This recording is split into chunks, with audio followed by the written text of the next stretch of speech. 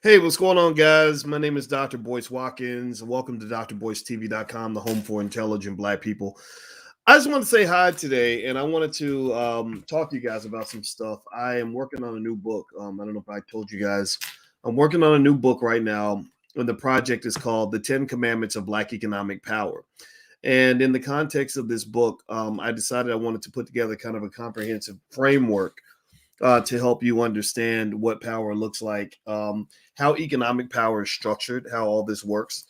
This has come from me understanding the world in terms of how white folks think and what they're doing, to what Asians are doing, to what Indians are doing, to what Arabs are doing, to what everybody else is doing. Now, let me know. Give me a yes if you can hear me. Somebody just said that there's no sound. I hope you guys can hear me okay.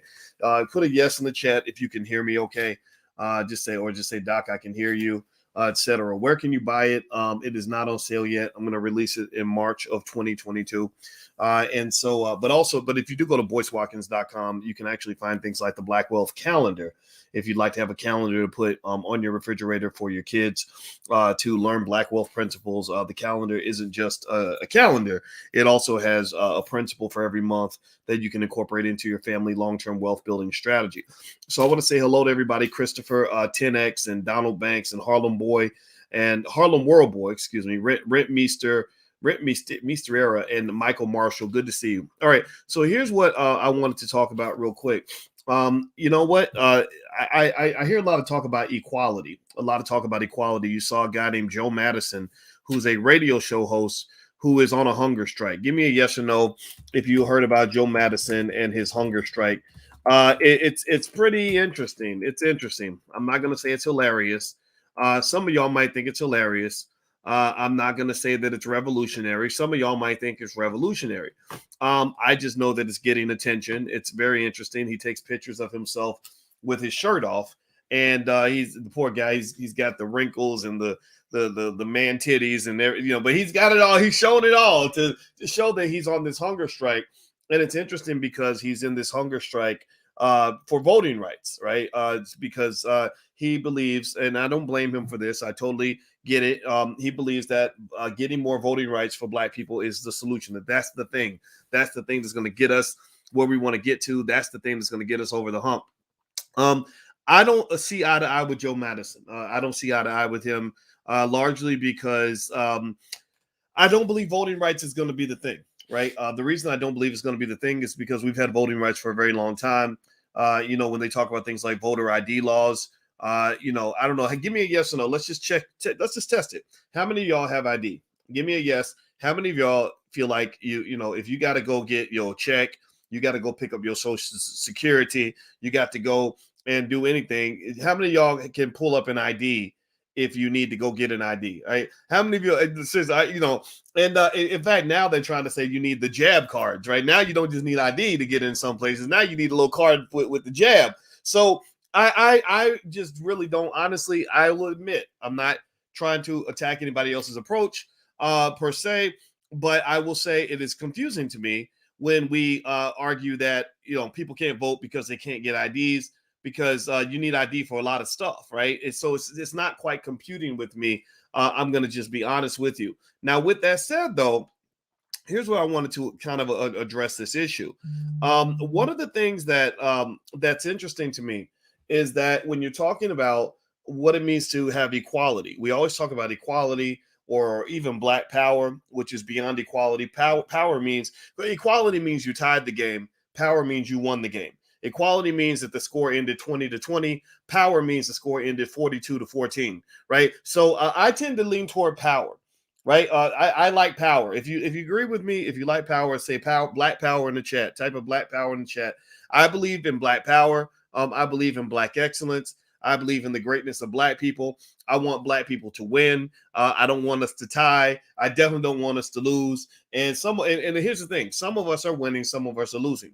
You can't sit here and say every Black person is losing, because some of y'all in here are winning. Intelligent Black people are winning, I believe. I believe that intelligent Black people, those who've risen above the constraints, the psychological constraints that exist in our society to keep Black people ignorant, are winning. Seriously, if you're winning, if you really feel like you're winning, like if you're doing better, and what I mean by winning, like maybe you're doing better than most of the white people you know. Economically, you're happier and healthier. Your family is solid. Like if you're winning, type winning in the chat. Like I want to see all the winners. How many of y'all are winning in this race? All right. Now, why is that important? Well, because everybody doesn't have the same fate. Being black doesn't always mean that you're poor. Being black doesn't always mean you're in jail. Being black doesn't always mean you want to be a rapper.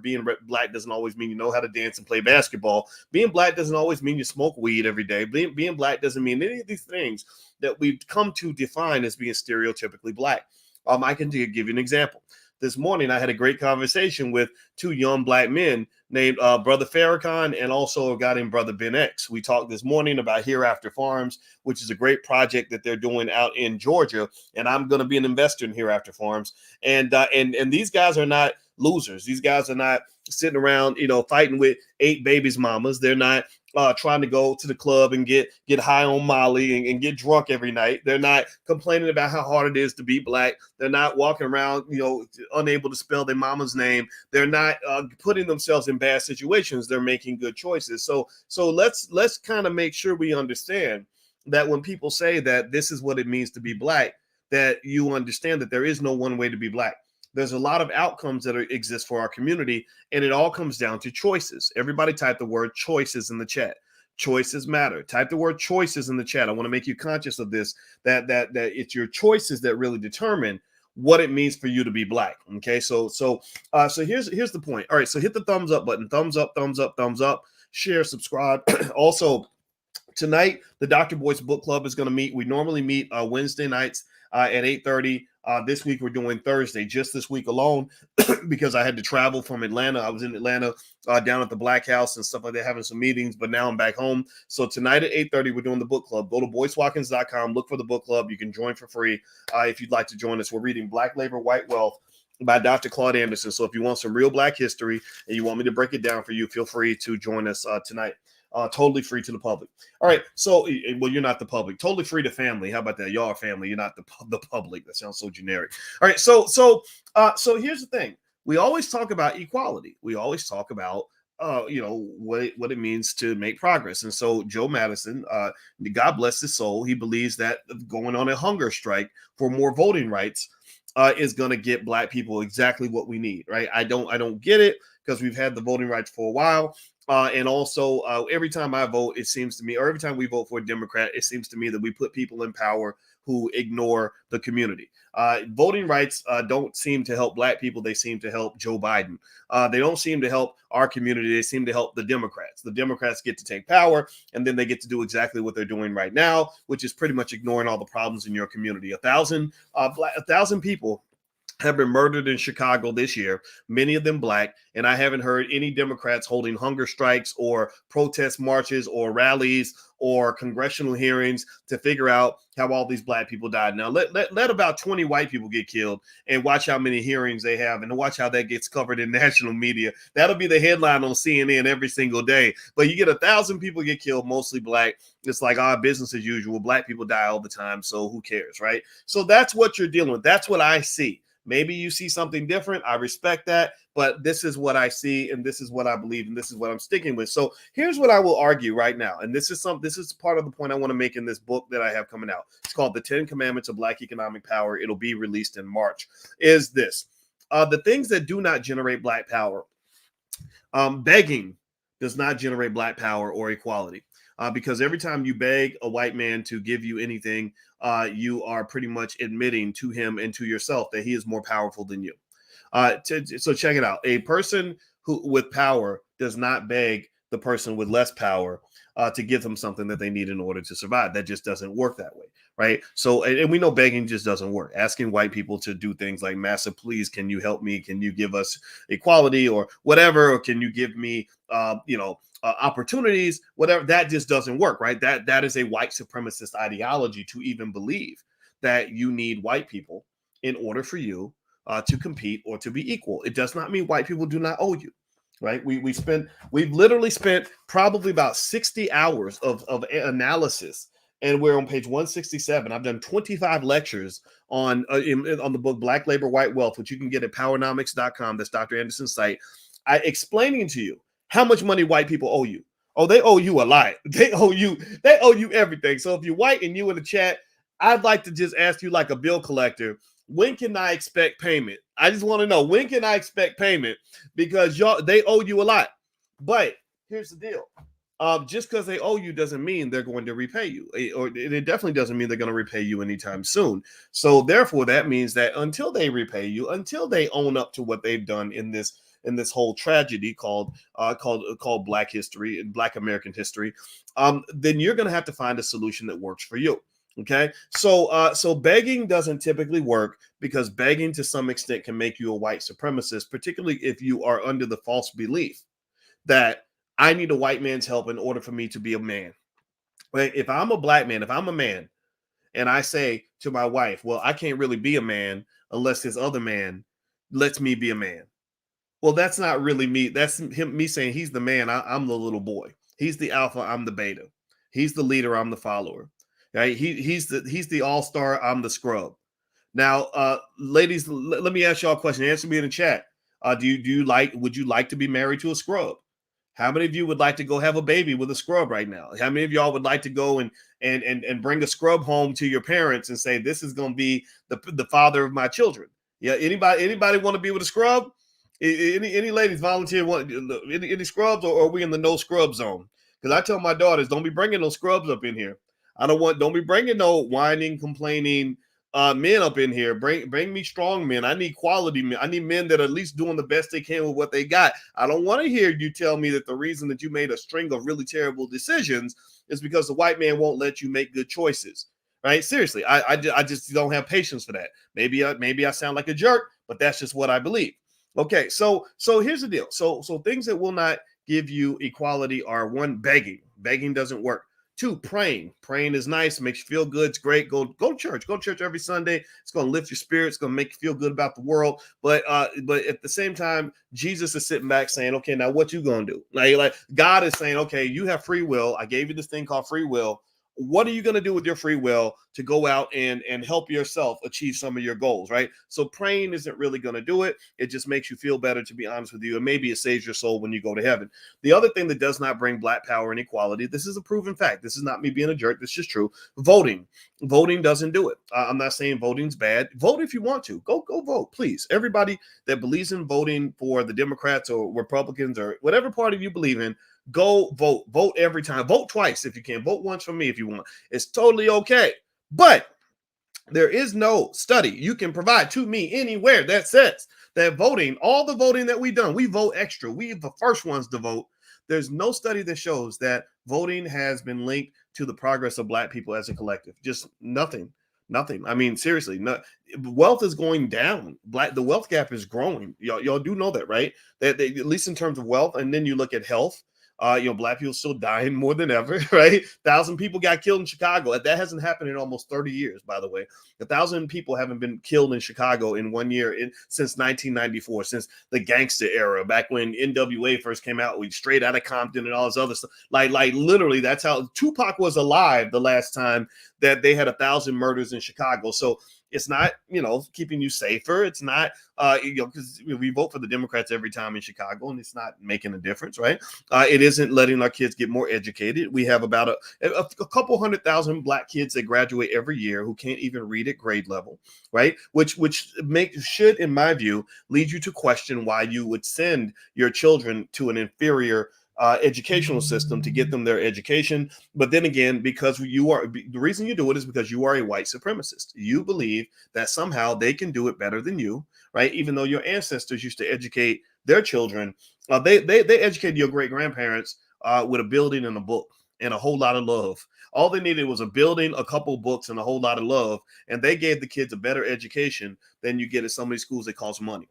Right. And it wasn't no student loans attached. They didn't come out of school with 200,000 in student loans to the point where they become a corporate sharecropper where you got so much debt that you never work yourself out of debt, but you have to work for the corporate plantation for the rest of your life. See, that's a hustle. That's a trap. That's something that pulls you in. It's something that drains Black wealth and keeps us unequal. Okay. So things that will not get you equality or Black power are begging, praying, voting, hunger strikes. Ask Joe Madison. He's going to starve himself to death. I hope he loses a lot of weight, but after he gets done losing all that weight, black people won't be any better off. No disrespect, but it's true. Excuse me. Working for white people. Working for white people doesn't make you rich. It makes white people rich. Working for white people doesn't build your community. It builds their community. Working for white people, and this is not anti-white. This is just pro-black. This is pro-black. Pro-black is not the same as anti-white. If I'm pro-me, that don't mean I'm anti-you. That just means I love the shit out of myself, right? So being pro-me does not mean I'm anti-you. So white people that are listening, stop getting scared. Come back into the chat. I need y'all to hear this, or maybe I don't need you to hear it, but it's okay. You can be here. I'm not gonna spend time hating you. I'm gonna spend time loving myself. So don't think this is hate. This is just true. Working for white people has been something that has occurred for the last 400 years, and it has not moved black people forward 1 inch. Black people have not moved forward working for white people. Also, getting even things like getting lots and lots of formal educational degrees.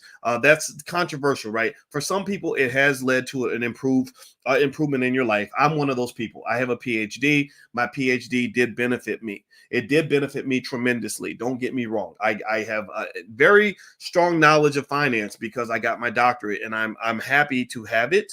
But if I could do it over again, I put this on a stack of Bibles. If I could do it over again, I would not have gotten my PhD. My brother asked me, my brother said, I want to go get a PhD like you. What do you think? I said, I wouldn't do it. I said, there's other ways. The only reason I did it that way was because I did not know other ways to get ahead. I did not know other ways to build wealth. If I'd known then what I know now, you know what I would have done? I would have spent my time learning how to run a business at the age of 17 or 18. Once you figure out how to run a business and figure out the basics of making money, then you are able to do whatever you want in this life. If you know how to sell, if you know how to develop systems, if you know how to if you know how to buy low, sell high, get a product and flip it and sell it to somebody else that needs it, then boom, you are able to get all the money that you need. So ultimately, more degrees. For some black folks, it does lead to the perception of a come up, right? Because you are making more money than you would with no education and no skill. But what's really lacking is the fact that you're learning how to go manage someone else's business. You're not learning how to build your own. That's where the frustrated black middle class comes from. That's why you have about 1 million black people who have all the degrees, the BAs, the BSs, MBAs, PhDs, JDs, MDs, all these letters behind their name that make them feel like they're better than other people, who are still pissed off every single day when they go home because first thing they say, if you ever want to hear a 3-hour conversation, here's what you do. Here's what you do. You ready? If you ever want to have a 3-hour conversation, go get a bunch of educated black professionals and get everybody a glass of wine or whatever they're drinking, and then say something like, let me tell you how these white folks are treating me on my job.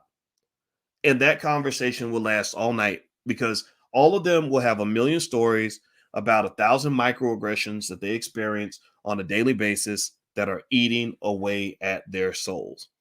Give me a yes in the chat if you want to be honest and tell me that maybe you feel like you're one of those people. If you felt like you've been in that position before, give me a yes in the chat if you've ever seen it or you've ever felt it yourself. I'm going to raise both hands because I've been in that position too, where I did not understand. I did everything right. I went to school. I made straight A's. I was the #1 finance student in college. I was the top black student. My GPA was so much better than the other black students that when we graduated, there was no competition as to who was number. I was literally the Michael Jordan of black academics on my campus when I was in college. I did everything right and still could not understand why I still felt powerless once I went out and got a job working for other people, why I didn't get the opportunities that I deserved. Well, in hindsight, what I would love to go back and tell that young Boyce Watkins is, look, man, the key idea here is simple. You don't want to think about how you can go get an opportunity. You need to learn how to create opportunities. People who know how to create businesses, who know how to make investments, who become the owners of assets are the economic gods of our economy. Those are the people that become the 1%. Those are the people who create opportunities for other people, and starting with themselves. They can create opportunities for themselves. They can create opportunities for their children. They can create opportunities for other people. They literally have the power of an economic god. So this economy is run by the economic gods, but nobody trains you how to be a god because they don't want everybody trying to do that. They need their workers. They need their little worker bees. They need their soldiers. That's why they shuffle you through the system and tell you that every election they say we need to get more jobs for black people. We gonna go to hunger strike so we can get more jobs and more voting rights for black people. That's like me celebrating my wife's birthday by buying her a new vacuum cleaner, saying, baby, I love you so much. I got a new vacuum cleaner. I got some new cleaning utensils. I got you a new microwave. Baby, I love you. And she's like, but I don't want more housework. Well, baby, I love you so much. I got you some new Windex so you can wash my windows better. And I got you a toe massager so you can massage my toes and feel, seriously, they're giving you more work. They make you feel better because, again, if you read books like Black Labor, White Wealth, see, Dr. Claude Anderson put it in black and white for you. You were trained on a very deep and subconscious level to believe that your sole purpose and reason for existing is to serve your master. That's what you've been taught to do. That's what you've been trained to do. You've been trained to be proper hoes. Like that's it, proper economic hoes. That's the best way I can put it. Y'all know me. I got to put it plain. You were trained to be economic hoes, no differently from the way they trained the geisha girls in Japan to serve men. They trained them from the time they're little girls to make a man feel good. You rub his balls like this. You gotta, you iron his clothes. You massage his back. You tell him that he's wonderful, right? You're trained to believe that that's your sole purpose in life. No different from that lady in Coming to America. Remember that lady in Coming to America, that beautiful black woman that came along and she was Prince Hakim's bride to be. She's your queen to be. Remember that, right? So she's coming down. She's beautiful, right? Beautiful lady. I'm just so pretty, like nice body and just woo. And she just walks up and she's like, he's like, so what do you like? And she said, whatever you like. He said, so what do you like to do? She said, whatever you like to do, right? And why do you think she thought that way? Well, because that's how she'd been raised since birth. So he says, okay, I want you to bark like a dog. And she's like, woof. Wait, no, she says, arf, arf, arf. He says, a big dog, woof, woof, woof. And then he says, hop on one leg. And she's like, woof, woof, woof, woof. And then he walks out of the room and she's still hopping on one leg and barking like a big dog because she's been trained to do that. So we got a whole lot of black people, millions of people, who in sync are barking like a dog and hopping on one leg. A lot of y'all Negroes out here doing exactly what that lady did in that movie. Woof, woof, woof, woof, right? And whenever the white man issues a new order, a new command from CNN or MSNBC, or the Democratic Party issues a new command, you change the tune. You do what you're told. You follow whatever the process. I need everybody to go and do this thing that I'm not even going to explain to you why you need to do it, but you're going to do it because I said you need to do it, right? And it might be related to this big issue that y'all know what I'm talking about. I'm not even going to bring it up today because I'm not judging you based on your choice. I just want your choice to be your choice, right? And a lot of people are making the choice and defending the choice without even having the tools to properly defend the choice that you made. I don't have a problem with the fact that you made a different choice from me. I have a problem with the fact that you can't even explain to me why you made that choice. You up here barking like a dog, woof, woof, woof, woof, woof, and then getting mad at the people who are not barking like you. And you're like, why are you mad at me for not barking? Well, because that's what we were told to do. That's all you have. That is all you have. Well, why? Well, because you're a white supremacist. You have pretty much, it's no different from the kids who say, we all should do it. We all got to do this. Well, why? Well, because mama said we got to do it. Or because daddy told us to. So to some extent, the reason that you have a hard time even conceptualizing what equality looks like or what power looks like is because you really see these folks as like your parents. Like they guide you. They tell you what to eat. They tell you where to send your kids to go to school. They tell you what to put in your body. They tell you how to make your money. They tell you what success looks like. And some of us who don't know ourselves, because you don't have that knowledge yourself, don't understand these things. That's why Black history is so important.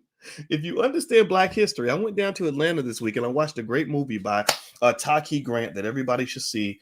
And the movie is called Happy, Hapi, Happy. And I was there because my wife was on one of the panels. My brother Red Pill was there. I think it was Red Pill. I hope I didn't get it wrong. But I love them. I love Red Pill and Blue Pill. But sometimes I ain't gonna lie. Sometimes I get it backward. But I like those brothers. They're smart brothers, and a lot of other great people. And in this film, they were talking about all the amazing things we did 20, 30,000 years ago in ancient Kemet and Kush and these great kingdoms we had and how smart we were and how extraordinary Black people are. And it was like, wow, like if you really know that that's where you come from, then people can't just sort of wiggle you around in every other direction. This is one of the reasons why you really should stop anybody that you see making fun of the so-called conscious Black community. Anybody you see, you ain't got to agree with everything. I'm not telling you to agree, but anytime you see somebody making fun of the Nation of Islam, just kind of check them a little bit. Like, yo, wait, hold up. At least they know who they are. Or anytime you see somebody making fun of those who are Afrocentric, right? Who are part of the diaspora, right? We got clowns in every category. We know this, right? But just stop and say, oh, wait a minute. At least they're trying to find out who they really are, right? Don't let anybody make fun of the Hebrew Israelites, because I'm gonna tell you, if you're looking to go build a nation, the Hebrew Israelites are the first ones to sign up and show up and deliver on everything that they committed to doing. Why? Well, because they know who they are. They're not trying to be white people in black skin. They know that they have a divine purpose and capability that allows them to get off of the mainstream so they can build a better stream. Okay, so I'm not telling you to go out and become, start wearing a dashiki and carry the black fist everywhere you go and have an ankh around your neck. I'm not telling you to do any of that. Y'all don't see me do that type of stuff because some of that stuff isn't me, right? But you got to respect anybody in the community who is looking for a solution that goes beyond what is fed to you on TV. Okay, that's extremely important that we understand as Black people. Now, do me a favor, hit the thumbs up button, thumbs up, thumbs up, thumbs up if you haven't done it yet. Also, tonight we're meeting for the book club. As I mentioned to you guys, I've mentioned this over and over. I repeat myself so that everybody can get the message. We're reading Black Labor, White Wealth by Dr. Claude Anderson. I'm analyzing this book for you. Some of you were asking if Dr. Anderson could do an audio book. He's tired. He's almost 87. That's a lot of work to ask for an 87-year-old man. So what I'm going to do is I'm actually going through this book piece by piece and breaking it down for you. And once we're done, we're going to go to some of his other books. We're going to go to the Black History Reader so you can learn your history. We're going to go to Dirty Little Secrets, part 1 and 2. We're going to do the Black Powernomics after that. So this is going to take probably 2-3 years. This is probably a 3-4 year project. Okay, so feel free to join us. Go to boycewatkins.com. Look for the book club. It's right there. Also, the Black Crypto Club meets tonight. So if you are interested in crypto, we have hired crypto experts in the Black community that are in the Black Business School with us, of Teddy Ewing, Dot Montgomery, Jamar Montgomery, and people like that. And basically Jamar Montgomery is Dot Montgomery. Jamar James, I think that's the brother's name. Anyway, feel free to come to the Black Crypto Club meeting tonight as well. All that's on boycewatkins.com. All right, so here's what here's a couple things I want to make as my final points here. Okay, so we talked about the things that don't generate equality, the things that will never create power for Black people. Begging, praying, voting, hunger strikes, more jobs, and a lot of these fancy degrees that don't come with the ability to actually create the industries that you work in. You have to be able to create the opportunities to be able to receive the opportunities. If you never learn how to create an opportunity, then you'll always be forced to go across town to beg that other man to give you an opportunity. And by the way, if you're on Instagram, the link's in the bio. Just hit the link in the bio and you can actually, you can get to my website that way too. Sorry about that. I forgot to show you guys that. So ultimately, the inability to create his own opportunity makes it hard for a Black man to be a man, right? If I'm a man and I say I need opportunities and I go to church and I pray to Jesus and say, God, please give me more opportunities. And then a white man comes along and says, oh boy, I like you, son. You're a smart young man. I'm going to give you an opportunity. Well, to some extent, I've made that man into my God, right? So the most important thing you can do to keep your children from having to worship white supremacy is to teach them how to create their own opportunities so they don't see other communities as their God. Because then what happens is they get invited across town to build businesses for white people and they never build businesses for their own community. This creates a massive brain drain, a tremendous wealth loss for the community, because all your smartest, best, and brightest people that could be building empires in the Black community are not doing that because they never learned how to do it, because you don't learn that going to the University of Michigan and getting a degree in communications. And then two, they're not even putting in the labor in their own community. They're not even making, maybe they're making a donation, maybe they're going to the hood to go to church, maybe they're going and supporting the local boys club, but they're not actually engaged in the significant investment of that kind of infrastructure that will allow the community to build. Now, moving on, here are the things that can generate Black power. These are the things that will generate equality. These are the things that will generate respect. Ownership, owning assets, training your children to be absolutely obsessed with the ownership of assets, saving your money. Any rapper out here promoting the mass tricking off of his money by talking about how much jewelry he bought, European cars he bought, going to a strip club, making it rain. Those are suckers. Those are people that are those are to some extent white supremacists, because what they're doing is if you tricked off $1 million last year because you're just making it rain in the jewelry store, that $1 million could have been grown into $10 million in Black wealth by the next generation. So you literally just threw away freedom that your children were going to have, that would have allowed them to have a better life. So they would have allowed them to stand toe to toe with a white man and not be afraid, because the number one way that Black people are controlled is through economics. Economics is a form of power. Money is power. That power is used to oppress people around the world, starting with you. You are in that man's backyard, so he's going to oppress you first because he needs you in order to make the American economic engine go. So effectively, when you are throwing away all your money like that and marketing the excessive, gluttonous financial irresponsibility to your community, you are as worse than the damn KKK. It's just as bad as if a Klansman came up into a Black farm, and killed the owner and took the land. Right? That's literally what you're doing. So ultimately, ownership gives you power. Saving gives you power. Keeping your money as opposed to giving it away. Investing gives you power because it lets your money grow. Cooperation, coming together, working together, finding common ground with each other so that you can work together, building healthy relationships. That's why I talk about relationships a lot. If you can build and maintain and nurture and seek out healthy relationships, you're going to be more successful, because good people want to be around good people. Leaders want to be around leaders. Winners want to be around winners. When you're good energy likes to attract good energy. So if you're bringing good energy and looking for good energy and connecting with those who have good energy, then you can build together, because good energy is like fertile soil. Good things grow out of fertile soil. Nothing grows out of dead soil. So that toxicity that they promote to you is incredibly harmful to you. It probably, just what hip hop music, the toxic music has done to the community has probably cost Black people a couple $1 trillion in wealth. If you look at all the death that's being promoted, when a man dies, he can't provide for his family. His dreams die with him. His children's spirits die with him. That family tends to die with him. So effectively, all these things that are keys to building wealth, all these things that are tools for prosperity, family and power and connection and community and working together, all those things die when your young people are being killed and left uneducated and being hooked on drugs. So when they're mass promoting death to your community, particularly through the music, because the music tastes good, right? A spoonful of sugar makes the medicine go down. I don't know if you ever heard that. Mary Poppins used to sing that in the song. So they give you a spoonful of sugar and it makes the poison go down a little bit better. So because it's coming with a dope beat and you're like, yo, that's lit, right? And you're feeling good about the music or whatever, but he's literally rapping about murdering Black people. They pretty much given you Klansmen in a jar. Like they've given you white supremacy, like in a really interesting format that allows you to say, this can't be white supremacy because it tastes too good. No, it's white supremacy. The devil don't show up dressed as the devil. The devil shows up dressed as your best friend. The devil doesn't show up dressed as something evil. The devil shows up as something that looks really good.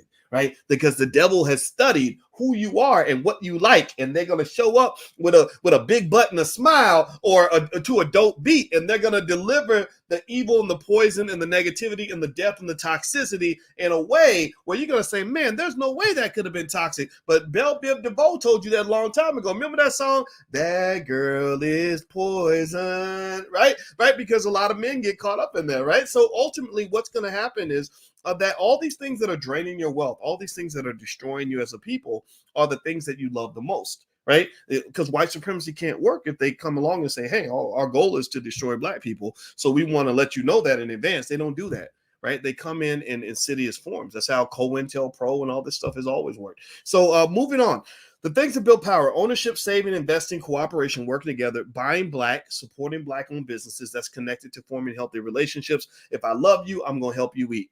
If I love you, then I'm going to find out about your business and I'm going to make it rain on your business. If I love you, I'm going to put my money where my mouth is. I'm not just going to say that I support you. I'm going to show you I support you. Love is a verb. Love is an action. Economic love means, hey, cuz you got a business. How can I help? Can I donate some time? Can I connect you to some resources? Can I give you some game that'll help you make your business better? What can I do to help your business flourish? What can I do to help you succeed? Buying black, incredibly important. If we could simply redirect about 10% of the money that we give away to white people every year, black wealth would increase by at least $1 trillion in one generation. Just 10%. 10% of 1.4 trillion is about $140 billion. 140 billion with $140 billion, you could probably buy the entire NFL for $140 billion.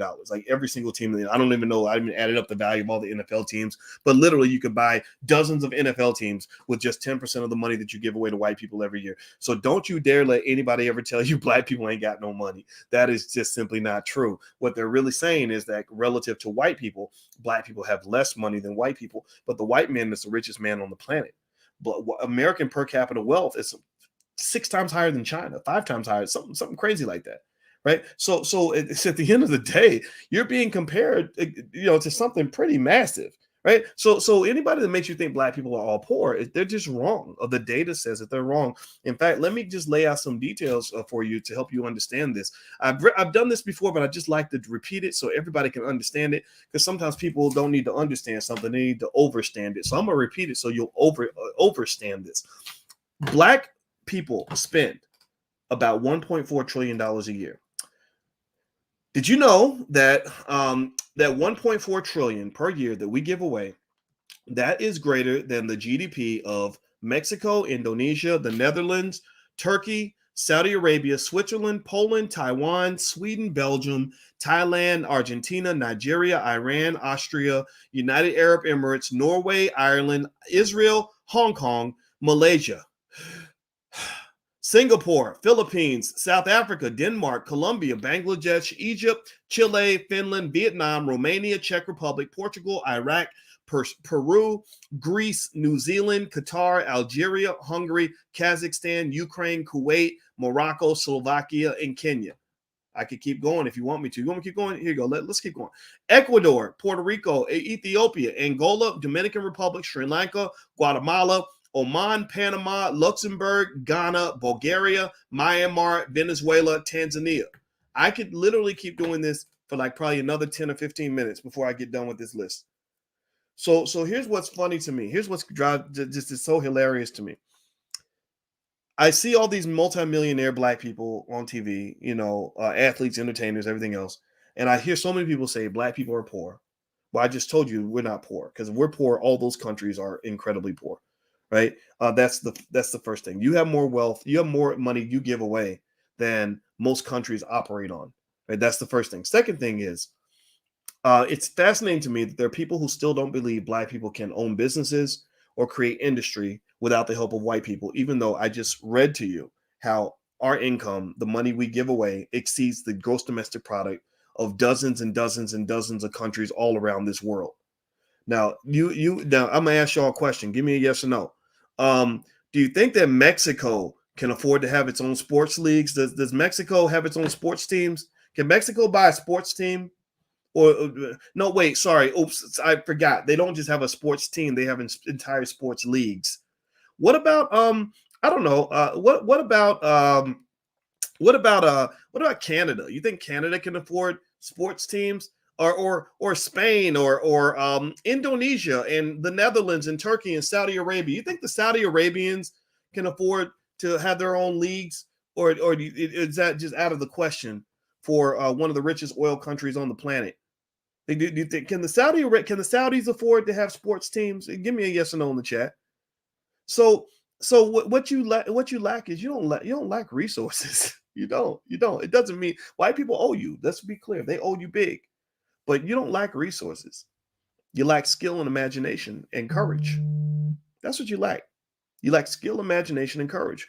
Number one, You grew up being educated to serve other people. You were not educated to build your own, which is why I believe every black child in America should be raised to build their own, right? You don't have the imagination because you can only imagine, because you're a white supremacist, you can only imagine a white man owning a sports team. It would shock the hell out of you to see a black man own the Dallas Cowboys, but you're not surprised when you see Jerry Jones owning the Dallas Cowboys. Well, that makes sense to you because you're a white supremacist. Seriously, it's just to be honest.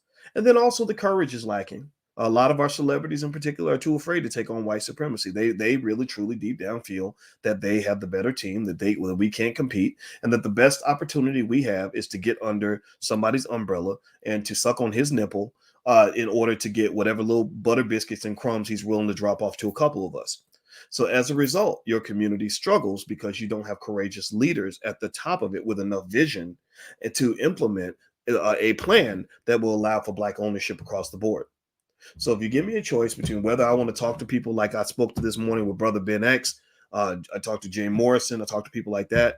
The reason I love to talk to them is because they know how to create things. They know how to build things. They know how to develop infrastructure. A lot of these Negroes on TV ain't worth a damn nickel.